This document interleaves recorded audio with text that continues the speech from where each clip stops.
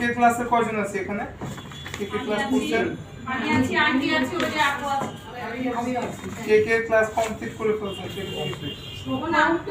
না আমরা বসতি আছি, আপে আছে। দুইজন না? এটা আপু আছে। দুইজন হাত দিয়ে আসেন যান। তাদেরকে একটু ডো করতে দিয়ে দেখি। চিনি হচ্ছে 100 গ্রাম।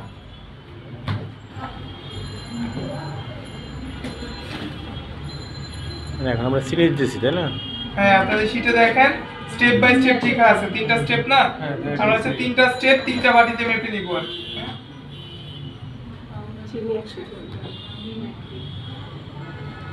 সার্ফেস নড়তেছে না এখন একটু stop then. 1 minute stop. Step 1 শেষ। এখন সেকশন অফ দিলে একটা আবার হচ্ছে ওয়াটার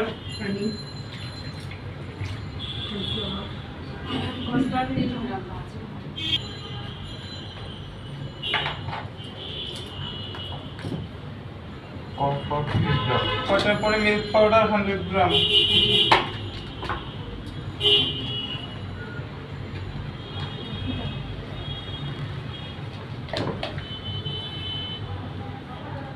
মিল্ক পাউডার মনে হচ্ছে ওটার ভিতরে একটা থাকার কথা দেখেন তো।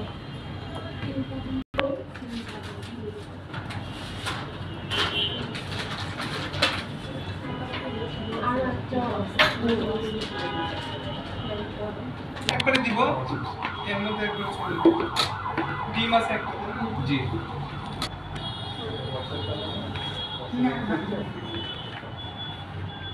তিনটা বাটিতে মেজারমেন্ট করব ব্যাস, আর কোনো মানে আলাদা আলাদা পার্টিতে? হ্যাঁ আলাদা তিনটা বাটিতে তিনটা স্টেপ মেজারমেন্ট করে নেব। কর্নফ্লাওয়ার আছে কত? 30 গ্রাম তাই না? যদি আপনারা ব্র্যান্ডেড কর্নফ্লাওয়ার ইউজ করেন যেমন ফস্টার ক্লার্ক, রেডম্যান এগুলো যদি ইউজ করেন তাহলে আপনারা হচ্ছে 30 গ্রাম কর্নফ্লাওয়ারই হবে, ঠিক আছে? আদারওয়াইজ যদি আপনারা খোলা কর্নফ্লাওয়ার ইউজ করেন, কেজি হিসেবে কর্নফ্লাওয়ার কিনতে পাওয়া যায় না? ওগুলো ইউজ করলে আপনার 30 গ্রামে হবে না, ওইটাতে 40 গ্রাম লাগবে আর কি, ঠিক আছে? খোলাটা আছে ওইটা থেকে। খোলাটা ইলাস্টিসিটি একটু কম থাকে। দ্যাটস ওয়াই আমরা হচ্ছে এটা মেজারমেন্ট করতেছি। যারা কাজ করতেছেন তারা হাত ওদিক চলবে আর চোখ আর কানে দিক।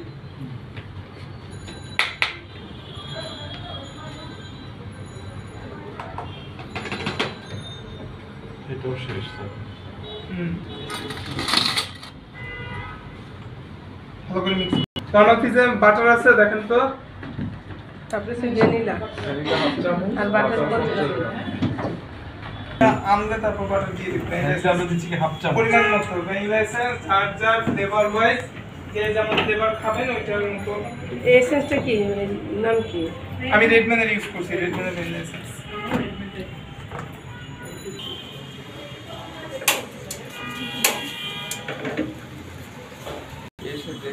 সেকেন্ড ক্লাস আমি আসছিলাম না।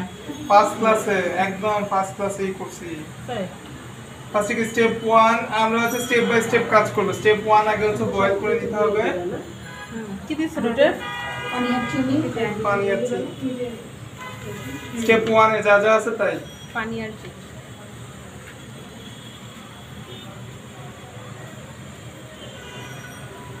সেগুলো পানি আর কি চিনি চিনি হয়।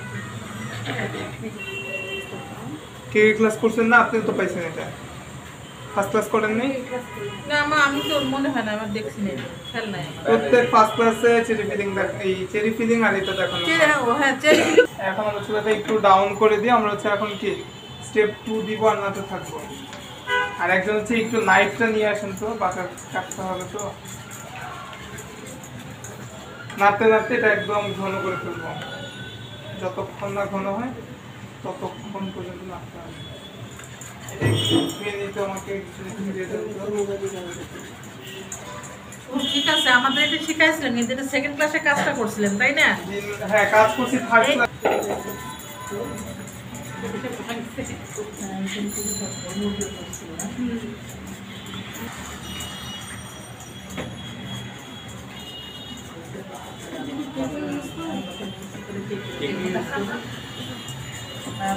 কেকেও ইউজ করা যায়।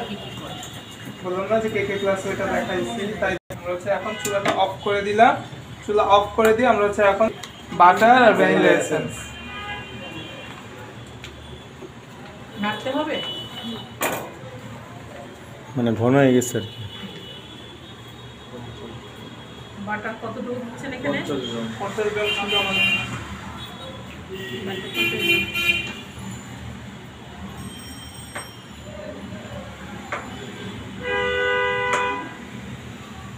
ভ্যানিলা হাফ চা চামচ এটা ভ্যানিলা এসেন্স পরিমাণ মতো দিবেন। 5 চা চামচ দিতে হবে এমন কোনো কথা নাই।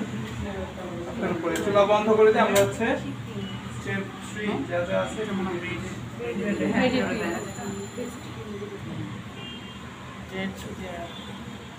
বাটার বন যেটা ওটা। ভ্যানিলা এসেন্স ভ্যানিলা ঠান্ডা অবস্থায় বাটার দিলে না গরমই তো। না এটা তো এখন চুলার মধ্যে গরম না এটা চুলা অফ করে দিয়ে আমরা হচ্ছে বাটারটা দিলে গলে যাবে। বাটার আর ভ্যানিলা এসেন্স দিয়ে এটাকে মিক্স করে ফেলবো যেহেতু গরম আছে যথেষ্ট বাটার অটোই গলে যাবে তো এটা নিয়ে এত টেনশনের কোনো কারণ নেই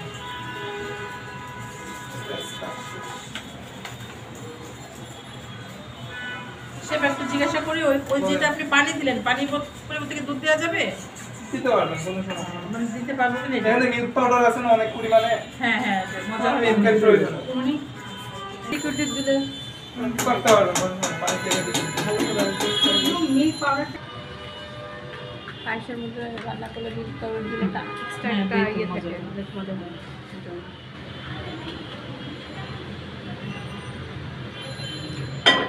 পানি ছেড়ে শেষ কাজ না এখানে? হ্যাঁ সেটা হ্যাঁ এটা নিয়ে নেড়ে চেড়ে ঠান্ডা করেন তাহলে হ্যাঁ। মজার তো শেষ নাই। মেজারমেন্ট দেওয়াই আছে